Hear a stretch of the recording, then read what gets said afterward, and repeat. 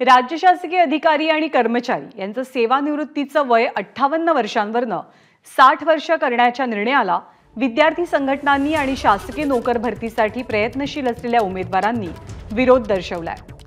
सेवानिवृत्तीचं वय 60 वर्ष झालं तर कर्मचाऱ्यांचं निवृत्त होण्याचं प्रमाण कमी होईल आणि नवीन तरुणांना सरकारी नोकरीतली मिळणारी संधी कमी होईल, पर्यायानं बेरोजगारी वाढेल, अशी प्रतिक्रिया स्टुडंट राईट्स असोसिएशनच्या महेश बडे यांनी दिलेली आहे।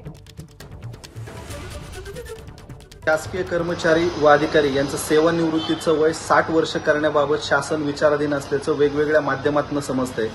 तर हा निर्णय शासनाने मागे घेतला पाहिजे, कारण की सध्या मोठ्या प्रमाणात बेरोजगारी राज्यात असताना अशा पद्धतीचा निर्णय घेऊन युवकांच्या जखमीवर मीठ चोळण्याचं काम सध्या शासन करतं। या निर्णयाच्या माध्यमातून रिक्त असणारी पदं जी आहेत ती भरावीत आणि 75,000ची मेगा भरतीची जी घोषणा केलेली होती तर ती पद भरती वेगवेगळ्या टप्प्यावरती अडकलेली आहे, तर तिला गतिमान करावं आणि नव्याने अजून 1 ते 2 लाख पदांची भरती ही शासनाने काढायला पाहिजे। आमची अशी मागणी असेल की सेवानिवृत्तीचं वय हे 60 वरती जो विचाराधीन आहे ते न करता सेवानिवृत्तीचं वय 58 वरनं 55 करण्यात आलं पाहिजे।